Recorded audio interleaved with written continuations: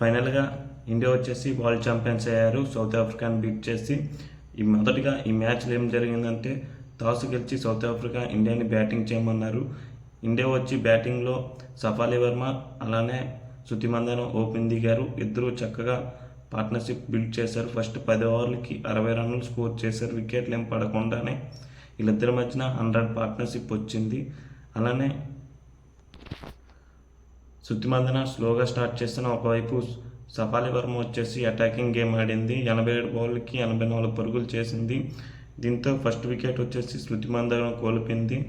Next వచ్చిన జమ్మమరో వచ్చేసి సఫాలి వర్మ వచ్చేసి మంచి 50 పార్ట్నర్షిప్ చేశారు.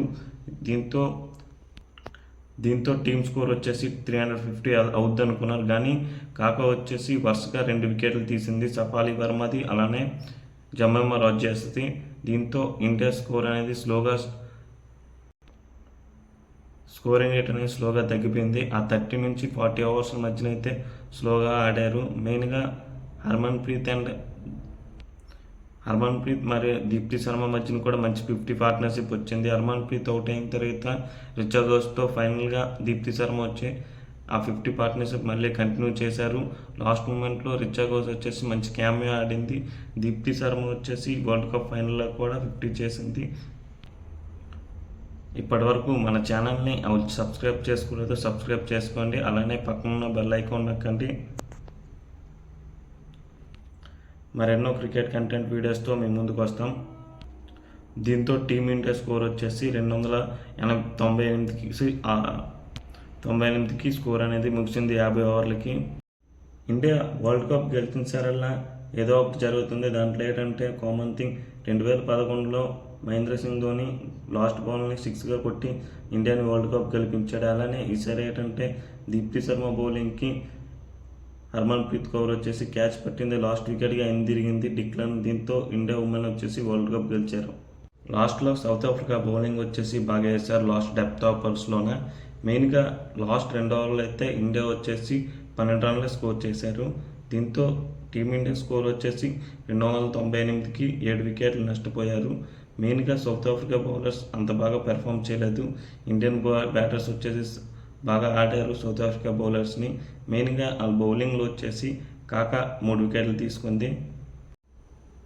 సెకండ్ ఇన్నింగ్స్ బ్యాటింగ్ స్టార్ట్ చేసిన సౌత్ ఆఫ్రికా వచ్చేసి స్లోగా స్టార్ట్ చేశారు. ఇద్దరు బ్యాట్స్మెన్లు స్లోగా చూసి ఇండియన్ బౌలర్స్ని అటాక్ చేయకుండా మెల్లిగా బ్యాడ్ బాల్స్ని అటాక్ చేస్తూ స్కోర్ వచ్చేసి 9 ఓవర్లకే 50 రన్లు స్కోర్ చేశారు.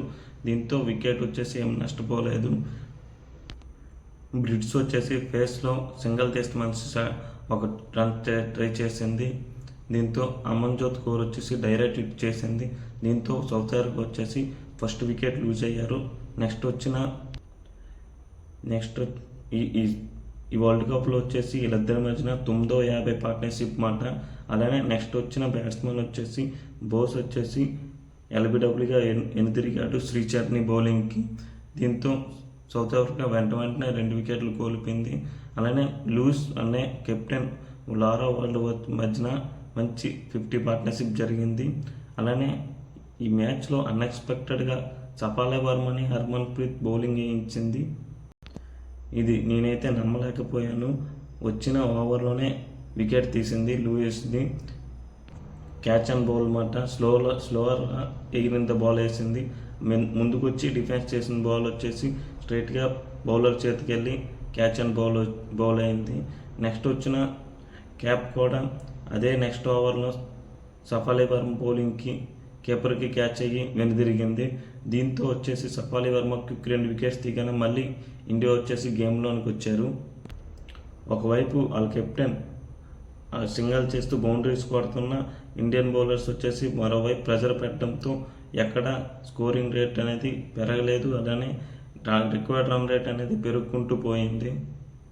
అనిల్ రేక్సన్ అలానే లారా వాట్వాట్ వచ్చేసి మళ్ళీ 50 పార్ట్నర్షిప్ చేశారు.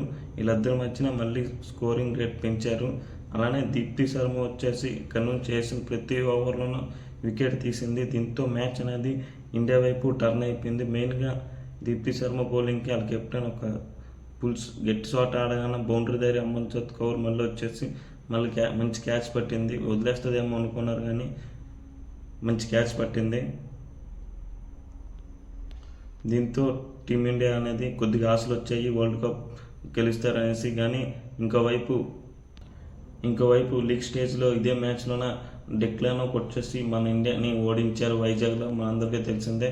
అవతల వైపు నాన్ స్ట్రైకర్గా ఉండేసి బౌండరీ లాగా కొట్టారు, కానీ మంచి క్యాచ్ వచ్చింది. జమ్మమ్మే రాజర్స్ వచ్చేసి మంచి క్యాచ్ వదిలేశారు. కానీ ఇండియా వచ్చేసి ఈ మ్యాచ్లో ఫీల్డింగ్లో up to the mark boundaries save చేశారు. అలానే రన్అట్స్ కూడా కరెక్ట్గా కొట్టారు. ఒక రన్అట్ అయితే దీప్తి శర్మ డైరెక్ట్ హిట్ చేసింది. కాకానైతే అక్కడొచ్చేసి సౌత్ ఆఫ్రికా మళ్ళీ కోల్పోయింది. డిక్లర్ వచ్చేసి ప్రతి బాల్ హిట్ చేయడానికే ట్రై చేసింది. కాబట్టి లాస్ట్ బాల్ వచ్చేసి దీప్తి శర్మ 5వ బాల్ 4వ బాల్ వచ్చేసి గట్టిగా కొట్టింది ఆఫ్ సైడ్. కెప్టెన్ హర్మన్ప్రీత్కి వెళ్ళేసి గాల్లో ఉంది కాబట్టి హర్మన్ప్రీత్ కవర్ వచ్చేసి క్యాచ్ పట్టింది. దీంతో ఇండియా వచ్చేసి ఈ వరల్డ్ కప్ గెలిచింది.